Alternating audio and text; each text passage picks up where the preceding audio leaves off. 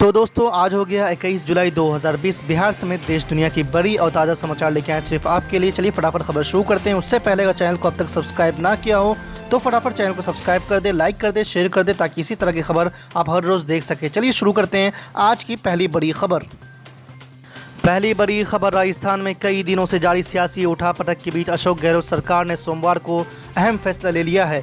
अब राज्य में सीबीआई को किसी की जांच करने के लिए राज्य सरकार से अनुमति लेनी होगी। इस संबंध में राज्य सरकार ने अधिसूचना जारी की है। राज्य सरकार के गृह विभाग की ओर से जारी अधिसूचना में कहा गया है कि सीबीआई को राजस्थान में जांच करने के लिए प्रदेश सरकार से अनुमति लेना जरूरी होगा।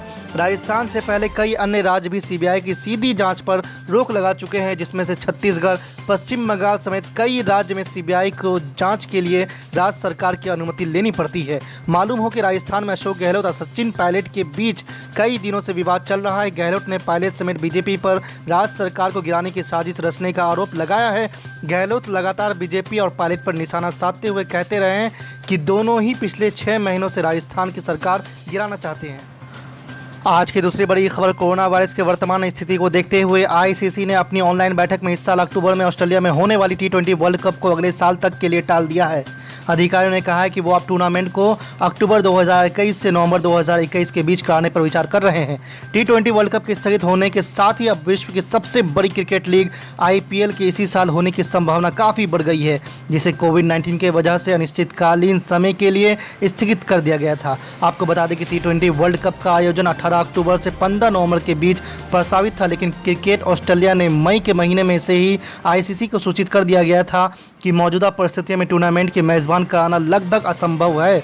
16 अंतर्राष्ट्रीय टीमों के लिए पृथकाश का इंतजाम करना मुश्किल होगा। इसके साथ ही 2023 में भारत में प्रस्तावित एक दिवसीय विश्व कप मार्च अप्रैल की जगह नवंबर में खेला जाएगा, ताकि क्वालिफाइंग प्रक्रिया के लिए तब तक समय मिल सके।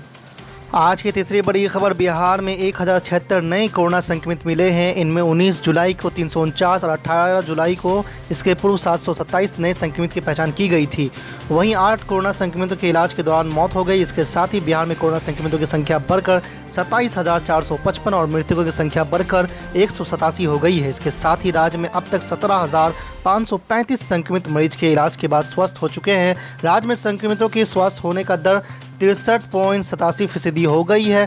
स्वास्थ्य विभाग से मिली जानकारी के अनुसार 19 जुलाई को 349 नए संक्रमित मिले हैं, जिसमें कि पटना में 55, अरवल में 14, औरंगाबाद में 1, बांका में 14, बेगूसराय में 4, भागलपुर में 34, भोजपुर में 26, दरभंगा में 12, पूर्वी चंपारण में 15, गया में 35, जहानाबाद में 22, कटिहार में 1, लखीसराय में 8, मधेपुरा में 5, मधुबनी में 1, मुंगेर में 4, मुजफ्फरपुर में 1, नालंदा में 32, पूर्णिया में 6, समस्तीपुर में 16, शेखपुरा में 6, शिवहर में 5, सीतामढ़ी में 4, सुपौल में 23 और वैशाली में 5 नए संक्रमितों की पहचान की गई। आज की चौथी बड़ी खबर, ऑल इंडिया मजलिस इत्तेहादुल मुस्लिमीन का बिहार में लगातार लोकप्रियता बढ़ते ही जा रहा है। आपको बता दें कि मदन गोपाल यादव ने AIMIM का सदस्यता लिया और साथ ही उन्होंने कहा कि ओवैसी की पार्टी तमाम धर्मों की पार्टी है। मदन जी, आपसे हम कुछ सवाल जानना चाहते हैं। जी, आपने AIMIM क्यों ज्वाइन किया? AIMIM ज्वाइन करने का मेरा मेन मकसद है कि जिस विधानसभा से मैं हूँ, यहाँ कुछ भी नहीं हुआ है अभी तक। कुछ भी नहीं बोले तो मतलब 1947 के बाद कुछ भी नहीं हुआ। यहाँ के लोग अपने बलबूते पे, अपने मेहनत पे जो कुछ भी किया है वो सिर्फ खुद किया है। गवर्नमेंट की तरफ से यहाँ कुछ भी नहीं किया गया, सब वो ठगना हुआ। और मेरे जैसे एक छोटे व्यक्ति को, एक गांव में रहने वाले व्यक्ति को MIM में जगह मिला है, उन्होंने मुझे स्वागत किया है, तो मेरे लिए बेहतर है, मैं इसलिए ज्वाइन किया हूँ ये पार्टी। लोग ये इल्ज़ाम लगाते हैं कि AIMIM मुसलमानों की पार्टी है। आप इस बात से कितना सहमत हैं? बिल्कुल गलत है। कोई पार्टी किसी एक जाति का नहीं होता है, और ये तो सिर्फ राजनीति वाले ऐसे कहते हैं कि MIM ओवैसी जी सिर्फ मुसलमान के लिए ही है। नहीं, बिल्कुल। अभी आप जाइए हैदराबाद में, देखिए वहाँ पे काफ़ी उनका हॉस्पिटल, जनता के लिए काफ़ी व्यवस्था की है उन्होंने। अभी नया में वेंटिलेटर खरीदा है कोरोना की वजह से, 2 अरब 25 करोड़ का वहाँ पे खरीदा गया है। वो पूरे देश के लिए करते हैं। और हैदराबाद से चल के बिहार की जो बदहाली है, यहाँ जो त्रस्त है, बिहार के लोग जो त्रस्त है, वो यहाँ अच्छा करने के लिए आए हैं। ऐसा कुछ नहीं है। वो सबको एक समान देखते हैं, वो किसी एक जाति का नहीं है। ये पूरे हिंदू मुस्लिम सिख ईसाई सबको एक समान देखते हैं ओवैसी जी। ओवैसी जी में ऐसा क्या दिखा कि उनकी नेतृत्व वाली पार्टी आप ज्वाइन कर रहे हैं? सच्चाई है उनमें, देश के प्रति कुछ करने का जज्बा है उसमें, सबका मान सम्मान बराबर देते हैं वो। और सबसे बड़ी बात है सच्चाई, देश के लिए वो एकदम एक्टिव रहते हैं किसी भी काम के लिए। अच्छे व्यक्ति हैं, बहुत अच्छे व्यक्ति हैं। आज की 5वीं बड़ी खबर जाप सुप्रीम पप्पू यादव ने एक बार फिर से सरकार को कटघरे में खड़ा किया और पूछा तीखे सवाल। कितने पुल की हालात क्या आपको इससे नहीं पता चलता? पानी में आपने नीतीश कुमार को नहीं समझा, शेल्टर हाउस में नीतीश कुमार को नहीं समझा कि लड़की नेताओं के यहां कैसे परोसेगी, कलेक्टर के घर पर लड़की कैसे गई, छोटी छोटी मासूम बच्ची को नोचा इन नेताओं ने और कलेक्टर ने। आप उसको छोड़ दिए, आप चिमकी बुखार को छोड़ दिए, आप 15-30 सालों से बाढ़ आपके लिए अभिशाप बन गया। हजारों बच्चे परिवार मरते हैं, अरबों रुपया बर्बाद होता है। कुत्ता से बदतर खाने मिलते हैं, 4 महीना खा नहीं सकता। बेटिया में पन्नी के नीचे दलित निषाद परिवार का एक लोग, 3 बच्चे छोटे, कोई चादर नहीं, बत्ती पर सोया हुआ,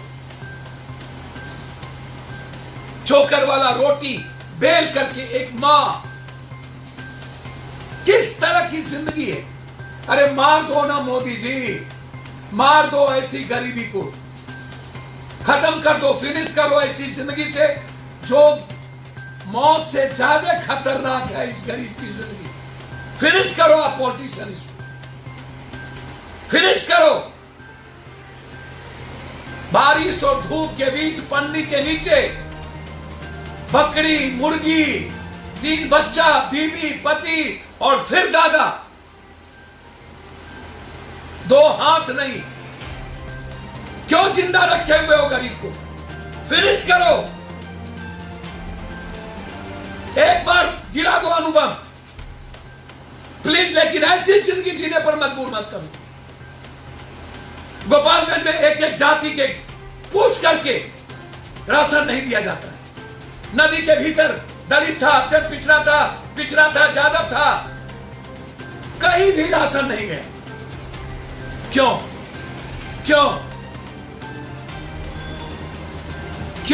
कारण क्या? क्यों जवाब नहीं? क्यों राशन नहीं पहुंचे? क्यों साहब की दवाई की दुकान नहीं? क्यों नाव नहीं है?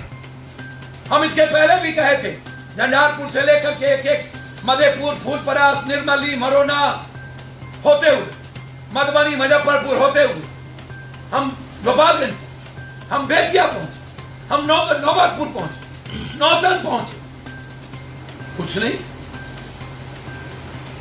हर साल प्रधानमंत्री सड़क योजना, आरयू, पीडब्ल्यूडी की सड़क और पुल पुलिया कहा जाता है कि बना, बाढ़ आया था टूट गया, जबकि कहीं नहीं बना। टेंडर हुआ, पैसे उठ गए, कोई पुल पुलिया नहीं बनी भी तो 100 करोड़ की पुल 5 करोड़ में बनके नदी के नीचे तक स्तर बन गया। पानी आया, वो पुल खत्म हो गया, बोला मैं तो बना लिया, तो जनता के पैसे तो गए अरबों रुपया।